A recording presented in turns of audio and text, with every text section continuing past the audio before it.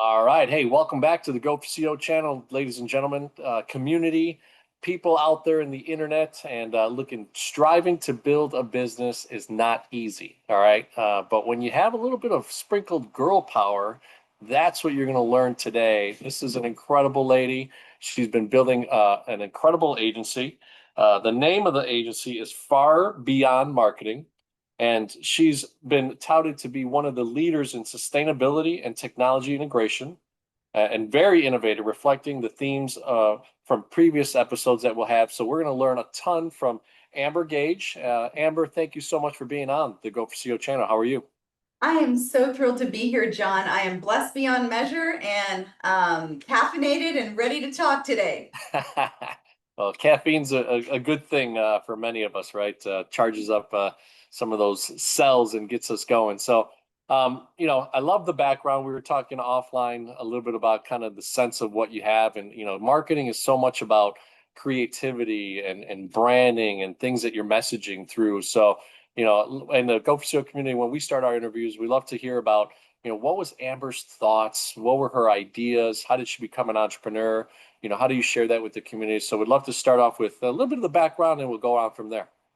Sure, yeah. Well, I was fortunate to be born into entrepreneurship. I'm actually a third generation entrepreneur. And so it was just in my blood to work hard and to value independence and freedom over money. I'm a 10th generation Texan. So, the subculture of Texans is, pretty viral. People recognize us as being a bit rogue at times, being a little bit stubborn, and I'm a redhead. So it's just a perfect fit to go that route. But after growing up in a family business and after working in private equity, selling my first agency in 2018 and becoming a mother, what I wanted to do was to bring enterprise level, best in class marketing to my fellow entrepreneurs and business operators in the mid-market sector. And we strive to do that through white labeled solutions. We have CEO level dashboards. We utilize the best of data science and AI. We have the best of the best when it comes to a team. Yes, we are a female-led business. All of our executives here in the company are women. It's just the way it turned out. I grew up in a male-dominated industry of the trades. My dad's a plumber. But yeah, we just love to bring best-in-class, transparent, effective marketing to the mid-market entrepreneurs. I love it. I love it. Well, and that private equity space, it's an interesting one over the years, and people have started to learn more because obviously online, a lot of gurus, a lot of people came from PE to share, what is it that those weird guys are doing and what are family offices doing, all that type of stuff. So it's been an interesting transition over the last Yeah. 5, 10 years of real information and people that are making the exits to, get into small and medium-sized businesses. So tell us, obviously you sell one. Was that within kind of a conglomerate, or was that something that you started, sold back to the P, and then kind of decided a new brand to come out with? Yeah, so I was actually working in a family business that had multiple entities, multiple LLCs at the time. And so I was wearing many hats, as most entrepreneurs do. And amongst those hats was running a lead generation direct mail publication, a national one. And so I was a licensee of an overarching brand, and we were picked up by private equity as a strategic acquisition because we were a direct competitor of theirs. They had a similar publication. So there at the time, there were 4 branches of this brand that they consolidated underneath my leadership into a national footprint. And I worked there for about 3.5 years as the brand president, and then ultimately ended up the VP of marketing for the group of companies that they had folded us under. And then realized after being a road warrior, being in private equity, that my heart, my passion really was in the entrepreneurial space. I have an 8-year-old son who's going on 18 in his intellect and attitude, and mommy needed to be home. So that's when I rebranded my LLC, and it's based on a scripture verse of in the Bible of Ephesians 3:20 that our God can do far beyond what we ask, imagine, or think. And I have always been a big picture strategic thinker. So I took that verse to be very personal and went, why can't we apply big dreams, big goals, and big results for our clients in everything that we do. We want to be more than marketing. We want to be strategic advisors.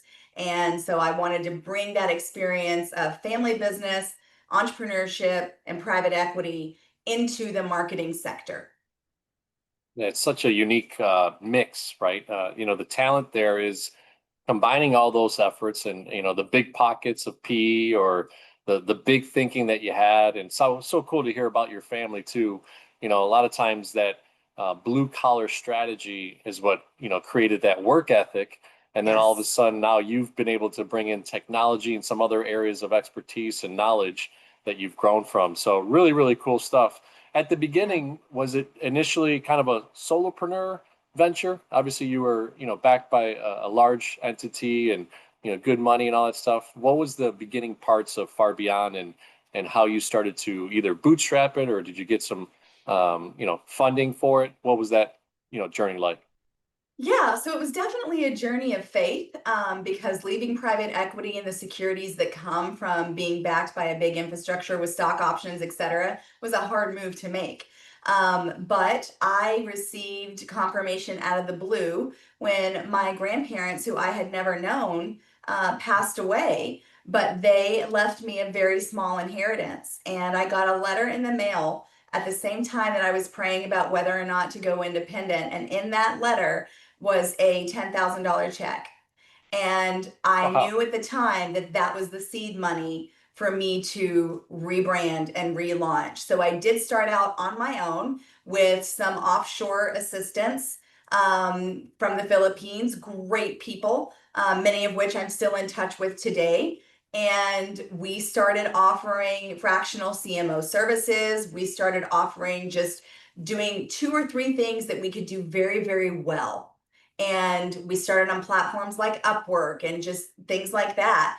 And as the brand reputation grew, as our client endorsements grew, we expanded our services into a full-fledged one-stop shop agencies. Then we were blessed to partner with fantastic vendor partners that introduced us to the world of AI, which we're doing a lot of R&D right now, individually as a company to invest in AI. And now we really do have best in class solutions and strategy. It always begins with strategy with our clients. So we meet with them, we create a custom strategy, then we provide the marketing tactics to move the needle forward for their business. There's some golden nuggets there, Go4CEO community shared that a little bit of small seed capital kind of thrusted you into the entrepreneurship, side and shared with you like, hey, okay, let's have that far beyond belief. Let's have that, Mhm. faith that it takes to be able to, build your own business and do something on your own. And obviously leave a little bit of the comfort levels that, there's nothing wrong with, the corporate side.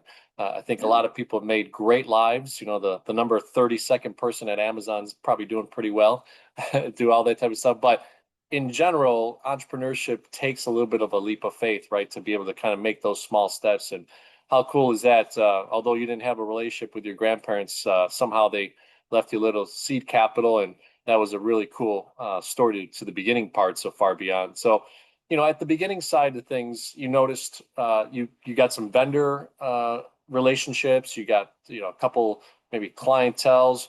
What was that process like for you? Did you use or lean on the former presidency and strategy that you had to be able to do stuff, or did you develop your own SOPs?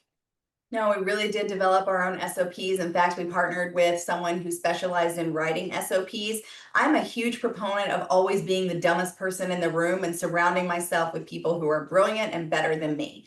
I want to make sure that I am learning constantly. So we partnered up with a company that wrote SOPs specifically for agencies, and they helped me to dream big. So we began with documentation and systems in mind from the beginning, because it's my opinion that systems run a business. People come and go. You never own an employee. You never know when you could yourself be hit by a bus. And I knew that I needed to develop systems that were replicatable and dependable. So we developed our own SOPs. We did a ton of networking on a local level, shaking hands, kissing babies, Chamber of Commerce, Rotary clubs, speaking opportunities at lunch and learns, just getting the brand out there and with our unique spin. And that is what ultimately led me to write my international best-selling book, The 4 C's of Effective Marketing, because I knew that with my unique approach to marketing, I had over 20 years of experience of driving results for my clients.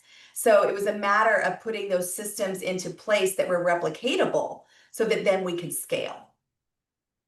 That's neat to hear. Obviously, a lot of times people in entrepreneurship, maybe they had a skill, they thought, oh, I could start this as a business, and then they just, start going.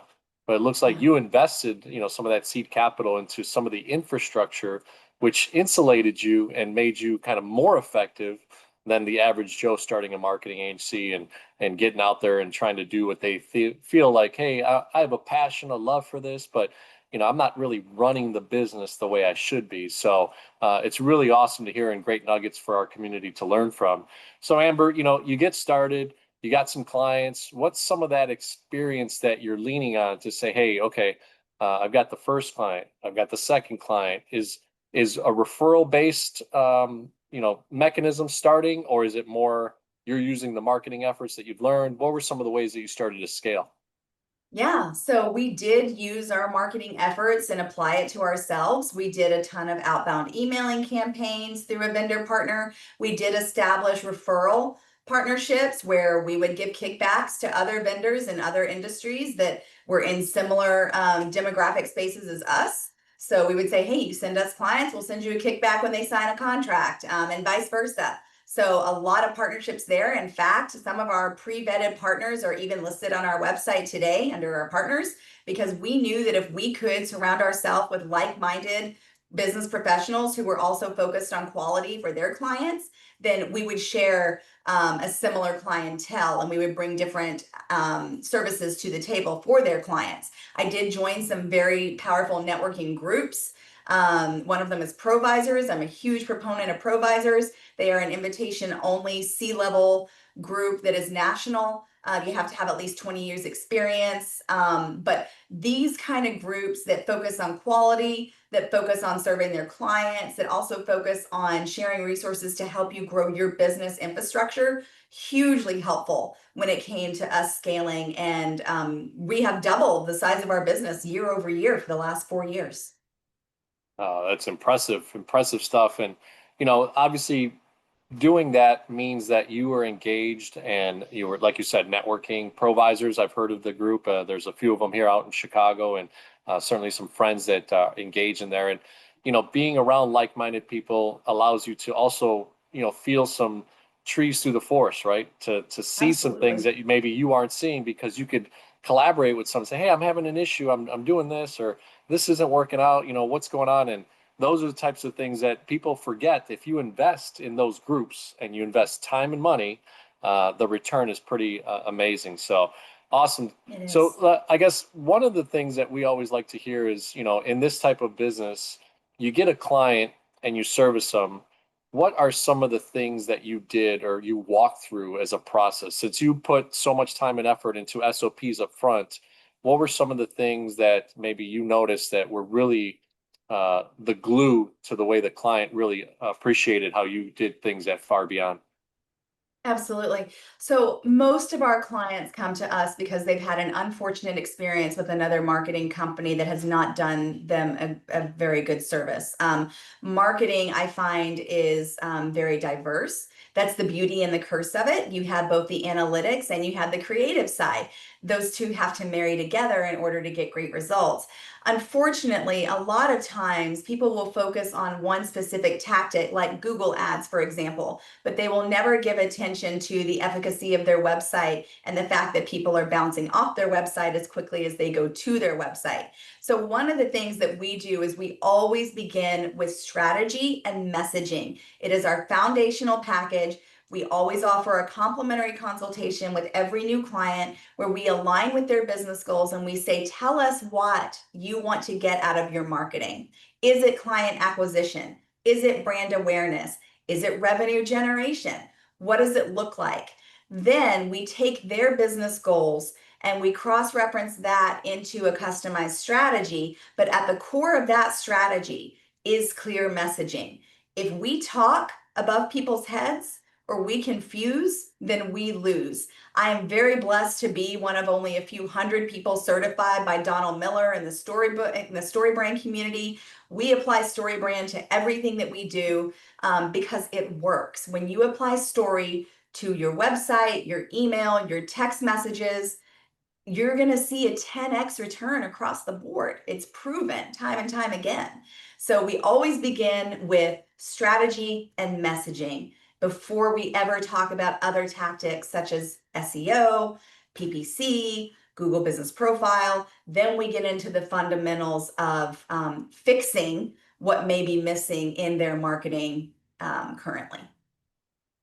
It's interesting, you say storytelling, and certainly if you've read enough books, right, you've kind of concretely said to yourself, wow, people really do resonate with a story and how that moves an individual, a human being, to take action based on what they read in a story. So what were some of the challenges, working with other CEOs and founders of companies that said to you, hey, no, I just want to get to the product. Let's talk about the product. Let's talk about our customer service. How did you, move that conversation towards storytelling and making them think a little bit differently about marketing and how you guys do it? Well, not everyone is your client. And so there are certainly those who are not willing to take that approach, and that's okay. We're not afraid to say no to clients. We have to have a good rapport and a good level of trust. And there are those that come to us and say, I only want to do these tactics. My response to them is, I would be doing you a disservice if I took your money for these tactics without getting you good results. I can't get you good results until we know that your messaging is clear, your calls to action are compelling, and that your analytics are in line. So we always try and explain to people that by beginning with the end in mind and investing in the basic foundational elements first, they are going to see a greater return as a whole. Some are willing to go through the process and some are just quite frankly not. Many of our clients, thankfully, because of the popularity of StoryBrand, have invested in their graphics and their brand standards and their story. When those elements are in place, we're more than willing to help them with their tactics and expanding that brand awareness. But we always try and educate the client as to the long-term benefits and the short-term risk. In business, it's interesting, as I wear my commercial banking hat throughout the day, I hear about these things, right? And what are some of the things that clients are doing? I love that you put in time and money and effort into SOPs to start the business. Then you've developed a specific strategy that you're not willing to budge on because you see the results, right? They say, the young kids say, the receipts nowadays, are in the pudding, right?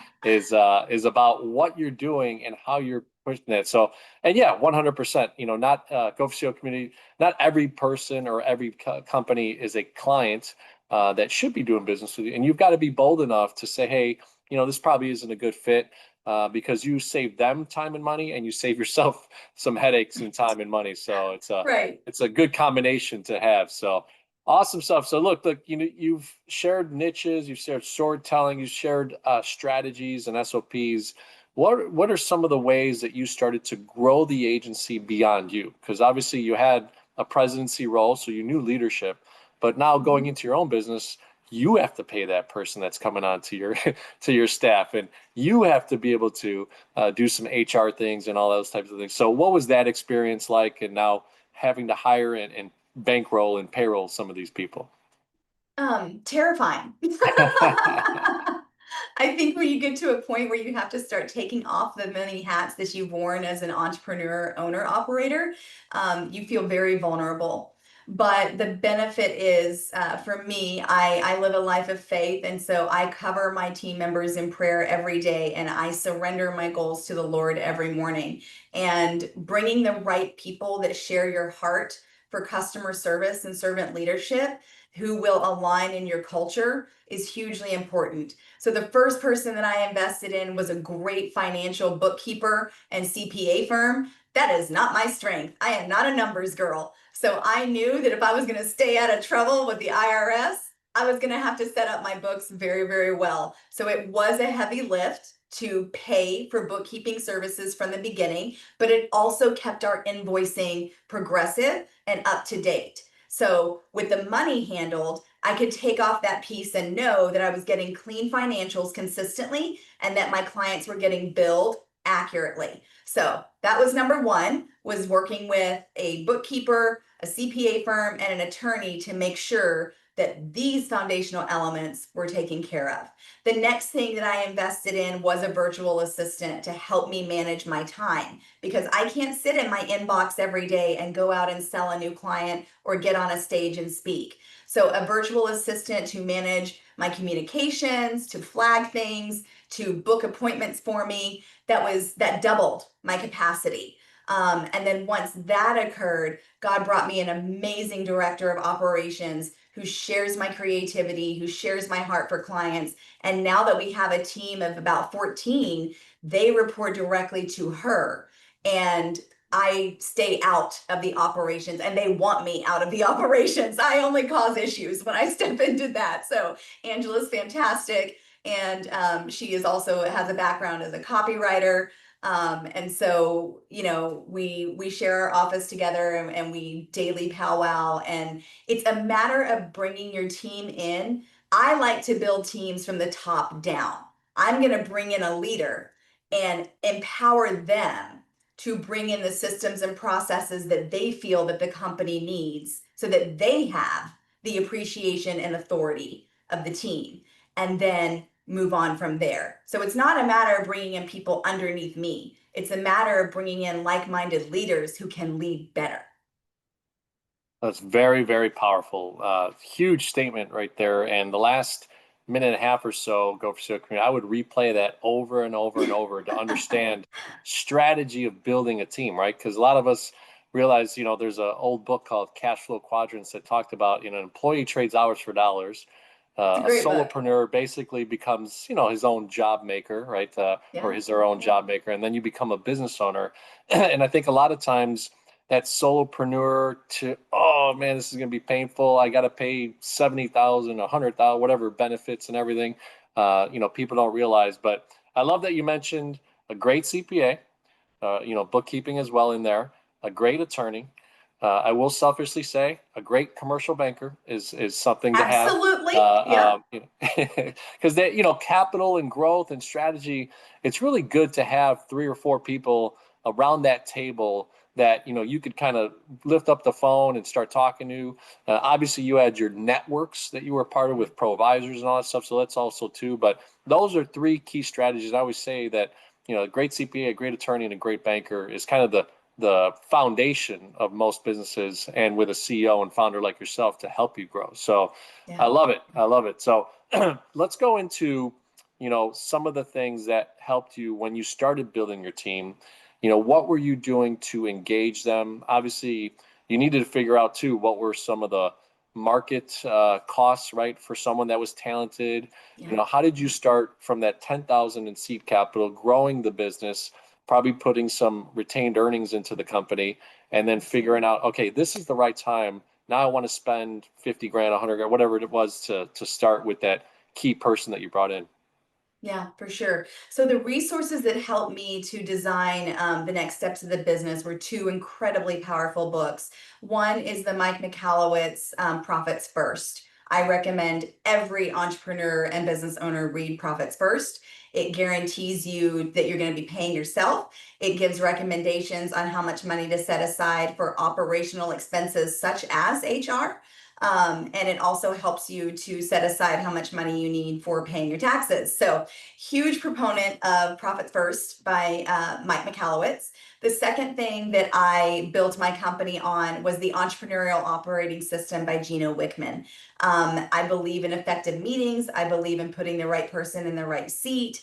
And Gino has this down to a beautiful system and art, so that when you are in your team meetings, everyone understands what they're supposed to be doing. Now, it's difficult.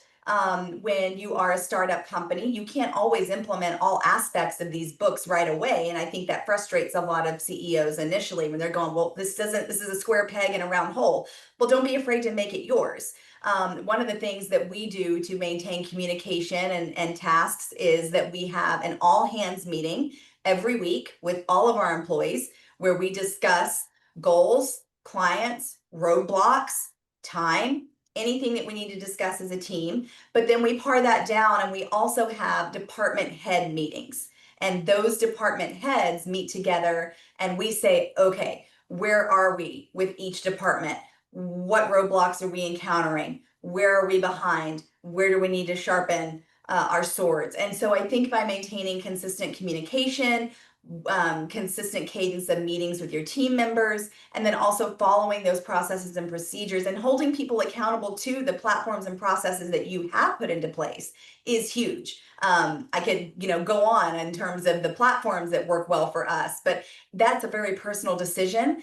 Every business is going to choose their platforms from HubSpot to Zoho to Slack for their own reasons. And there's no right or wrong. It just has to work for your company culture, your clients, and your business. Interesting. And at the end of our interviews, we always go through that CEO process, right? Client experience, engagement, and operational excellence. So I'd love to hear, I know our community would love to hear kind of what you just mentioned, some of those great tools that you're using. So I guess one of the last parts that we'd love to hear is just, where you started to say to yourself, okay, yeah, I got a good business here. I'm starting to run this thing. I put in the right strategies. I'm starting to bring in the right people. What were some of the indications? Was it, now you had a couple extra zeros in the bank account? Was it, you had the right people and you felt like, oh, now I've got a team behind me. I've got a tribe to go out there and do what I got to do best and what God called me to do.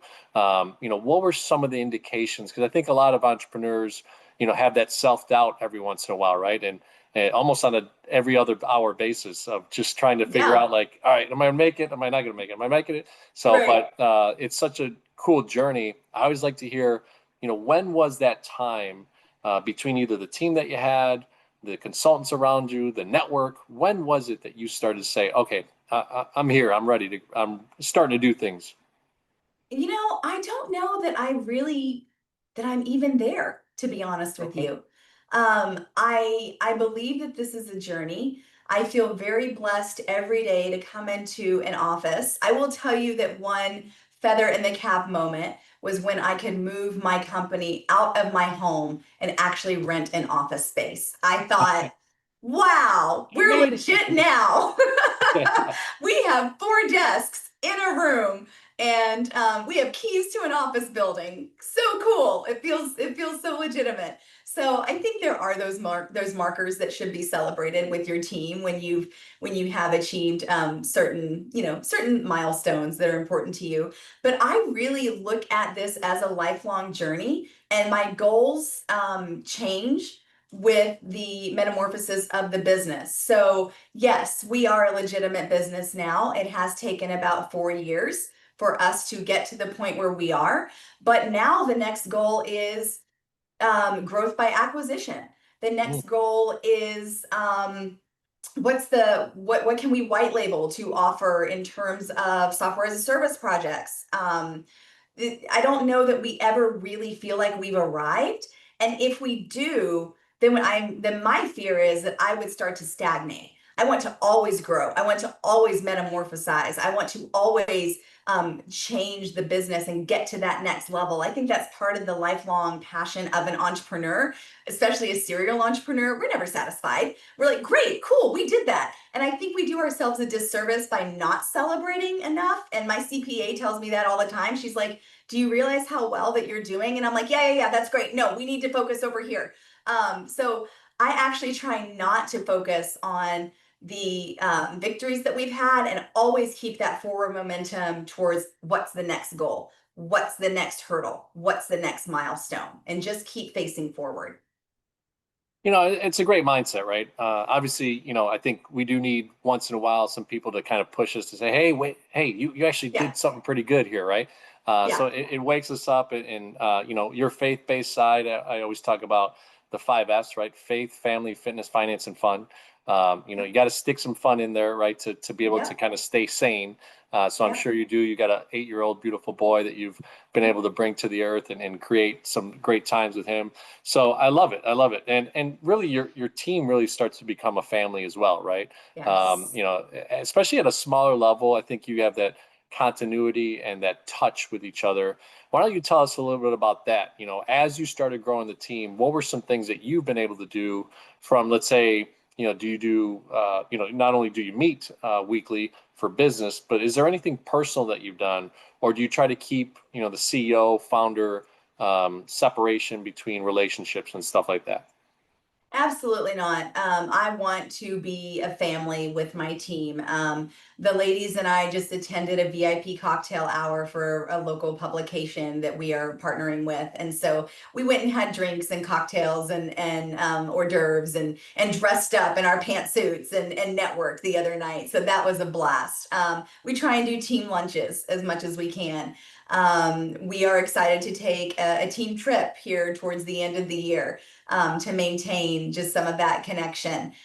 We do talk every single day. We thankfully with our office, we have 4 desks in a single room, so we're constantly looking, around the room at each other, going, "Hey, what are you doing? Hey, how's it going?" And just maintaining that camaraderie is really important. But we also have an offshore fulfillment team too, and that presents its own challenges of staying connected with them. That's where that all hands meeting comes in, and we liaison on Zoom and on Slack. And I think consistent open communication is the key for maintaining that connection with your team. I think it's also really important that people understand that, yes, while we are a family, we do still have performance metrics that we have to meet. And there are those lines that have to be drawn. One of the things that my director of operations and I say all the time is, "Hey, this is a business conversation," or, "Hey, this is a friend conversation."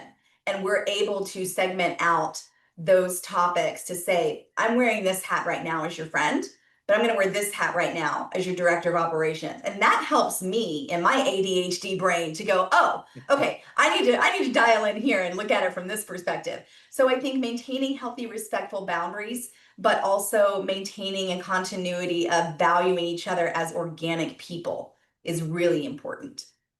Yeah, it's big. Most businesses don't make it to $1 million in revenue.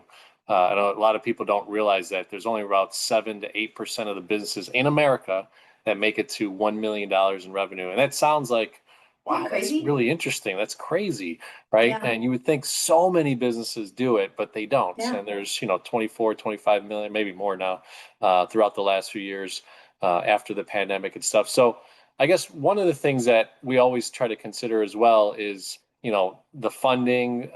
Selfishly, I'm a commercial banker by trade, and always talking about capital and needs. You started with $10,000, which was, a godsend and a sign for what you did with Yeah. Far Beyond. But what were some of the things? Did you also maybe entertain SBA lending? Did you, start to maybe bring in investors? Are you still the only equity shareholder? What was some of those scenarios? Yep, absolutely. So one of the first things I did was go back and capitalize on my over 20-year relationship with the president of my bank and got a revolving line of credit.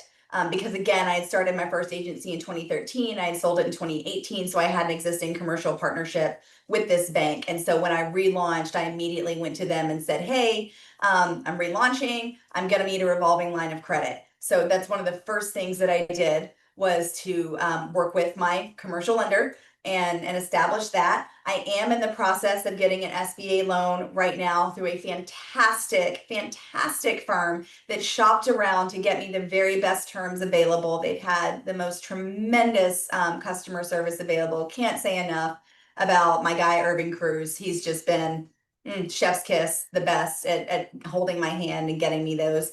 I am not opposed to giving up equity in the future. I am currently the only equity holder, but as we obtain investors, as we work with family offices, as we continue to expand and grow through my desire of acquiring other businesses in certain niches, then yes, I would definitely entertain the opportunity to share equity. I believe that there's a difference between sharing equity and sharing control. Those are two very different things that I was taught by a mentor of mine years ago.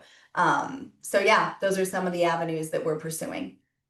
Yeah, look, a lot of people don't realize that Bezos and Zuckerberg and all these guys that have multi-billion-dollar companies, they only own a fraction of it from an That's equity right. standpoint. But Zuck, I believe, is the kind of the mastermind. It's been interesting to see. He still has full control, right? I Yeah. think around 17% or so like that. But it's interesting how you could set up your shares for voting and the rights and all those types of things. It's such an intriguing conversation when you need capital, when you have to grow and when you're looking at opportunities to maybe go public one day and all those types of things. It's such a cool time that you're in the acquisition mode. A lot of people on Instagram and on X are promoting, this current kind of theme of buying small businesses, right? Mhm. Being in that entrepreneur space and buying. So I'd love to hear a little bit more about the team that you've put together. And I know that off camera you shared a little bit of your acquisition mindset. What does that look like right now? Since you have these systems and you've built such a strong business, what are you looking at? Are you looking for bolt-ons? Are you looking for strategics? Are you looking for what is it that you're looking for, to build far beyond? Yeah, I'm looking for people who are experts at services that we are not in order to expand our offerings, who are going to bring a book of business to us and also a level of experience to our leadership team that we don't have. So for example, Far Beyond Marketing is exceptionally great at strategy, messaging, digital media, and SEO. We got that in the bag. You know what we're not great at? PR. We don't have experience in PR, but we have clients that need huge amounts of experience in PR. So thankfully, through networking, we've identified a sister company who is an amazing PR agency. We use them and hired them for our own PR needs. One of them is someone that you're familiar with. And if there is ever an opportunity to bring on a company like that underneath our umbrella as a partner, then why not? Why not explore the win-win opportunity of us being able to share clients with one another who need PR? I'm always going to refer to them, but then there comes a certain point in time when it does make sense to discuss a merger. Another opportunity would be to fold in a company that does what we do, but brings a book of business with them. So I think bolt-ons are a great way to expand your business. I am not opposed to a liquidity event. I think that would be a great 5-year goal. But it all depends on the synchronous relationship between those other business owner operators and them being like-minded.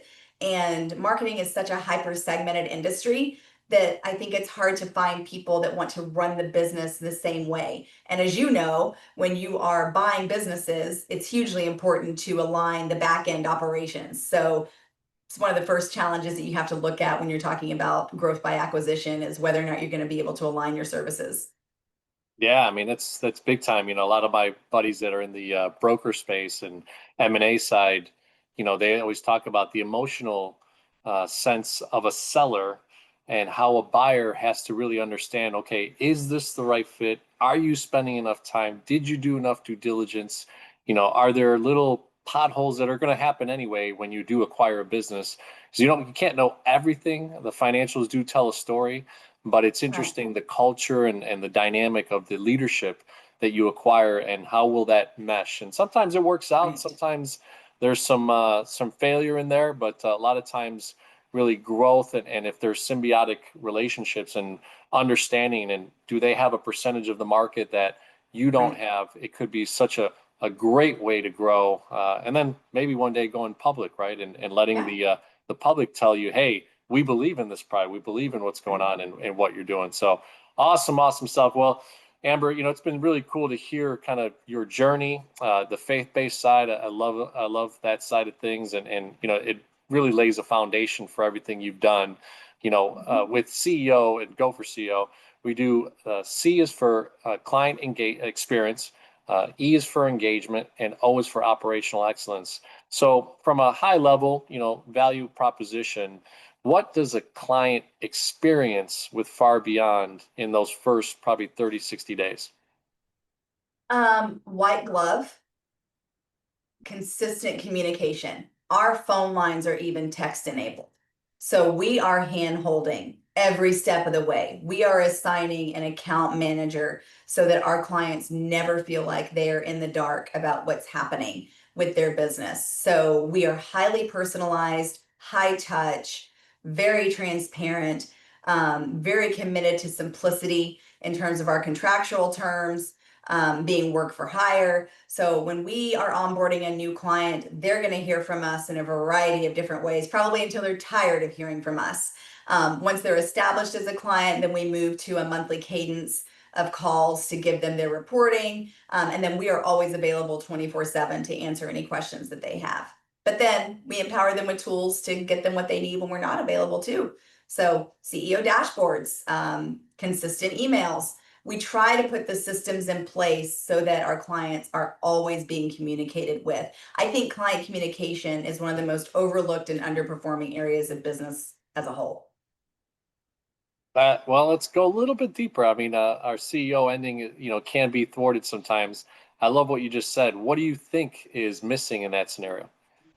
I think a lot of the time what's missing is just a focus on systems to empower your people to do it well.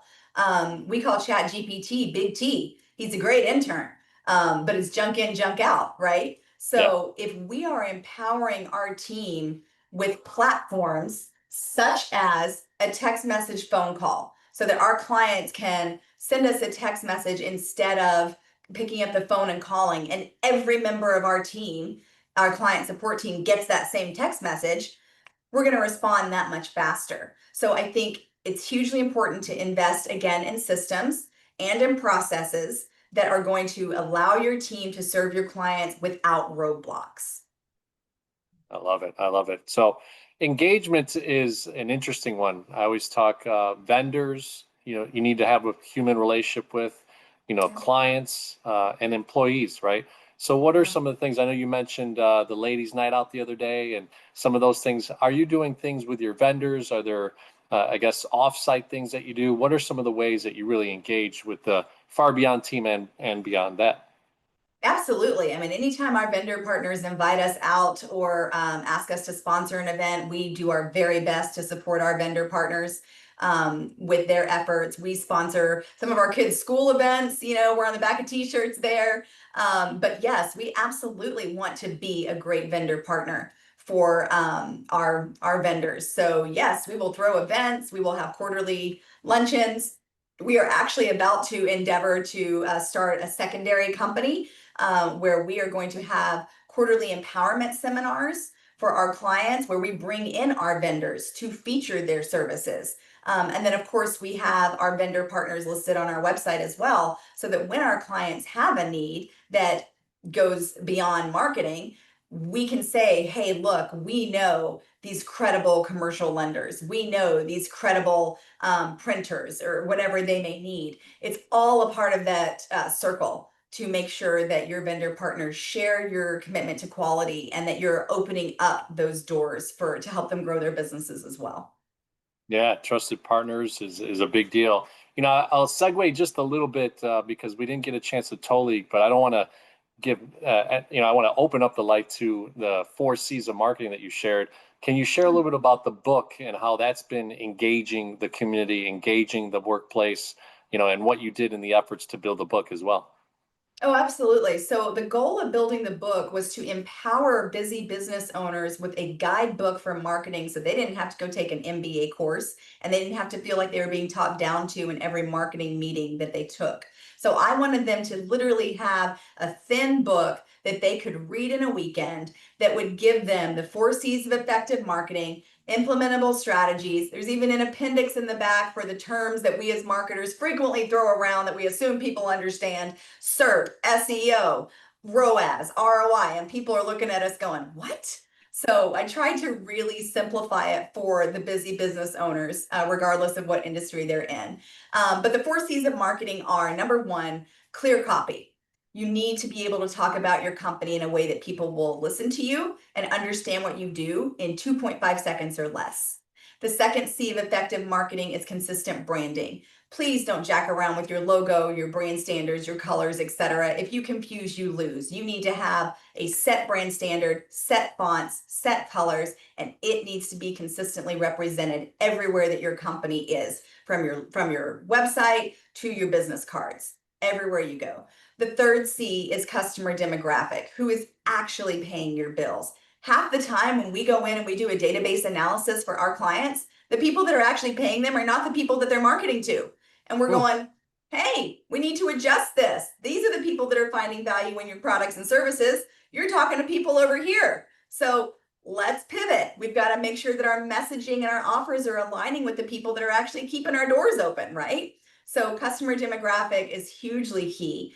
And then the last one is channel management, making sure that you have an upselling opportunity to serve your clients again and again, because it's 10 times more expensive to go get a new client than it is just to upsell a current client on more products and services. So when we're a synergistic relationship across those 4 C's of marketing, our clients typically win. Well, Go4CEO community, there's a gem, right? Pick up that book. Tell the name again, Amber, and where to get it. It's called the Far Beyond Marketing Guidebook. It's available on Amazon and on our website, digital and paperback form. I love it. I love it. So that leads us into operations, right? And you mentioned HubSpot and some other cool things that are out there in the marketplace. And it is very personal. I mean, you test out these things, yeah, ERP systems, EOS, all this type of stuff. And you try to say, okay, well, what's going to work with the way that my company, flows their day-to-day operations. So tell us a little bit about, what you've invested in, how you've been able to use those tools that are out in the marketplace, and then obviously some of this AI strategy and investments that you're doing. Yeah, I think it's important to find tools that will flex and grow alongside your company, which is very challenging to do. A lot of tools, require you to invest all in one time, and you're not ready for all of that. You need to be able to have a building block when it comes to your tools. Some of the platforms that I've researched and been impressed with are Zoho. I love Go High Level. I love HubSpot. I love MailChimp is great if you're going to do your emailing in-house, but you need to be careful with that. So there's nuances to everything.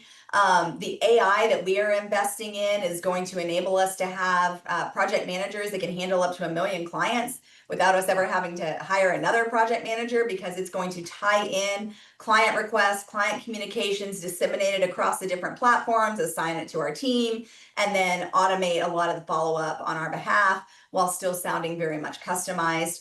I'm even investing in an AI version of myself.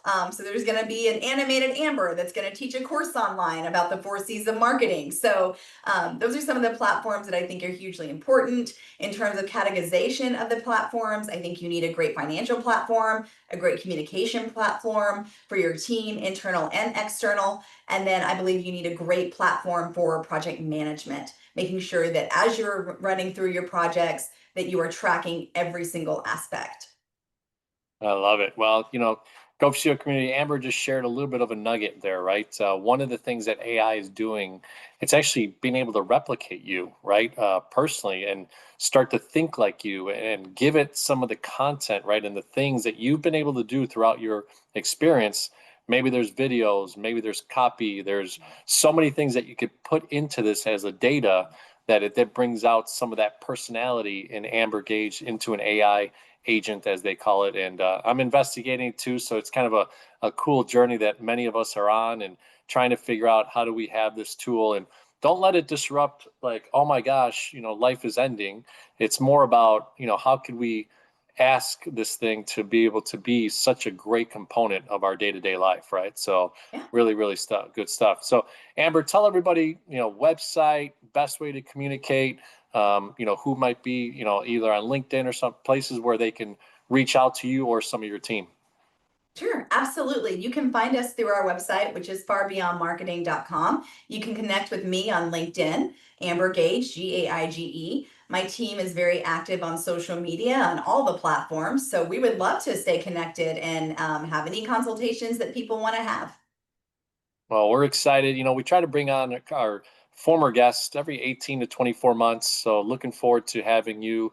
I'm having a gentleman after this interview, Lunar Branding out of California, which I knew when he was a young pup just starting out in business, just made a presentation at a college of DuPage out here in the Chicagoland area. Yes. So it's exciting to have people on. And we've gotten to a point where the podcast is bringing people back and hearing some of these things. So I'm going to be excited to engage with you and have you back to share some of these acquisition, processes and things that you've been able to do, and the learning that you've had of bolting on, companies, and how you've been able to grow far beyond, which is, God sent that you got from a messaging and a priority standpoint of what you've been able to do in your life. So thank you so much, Amber.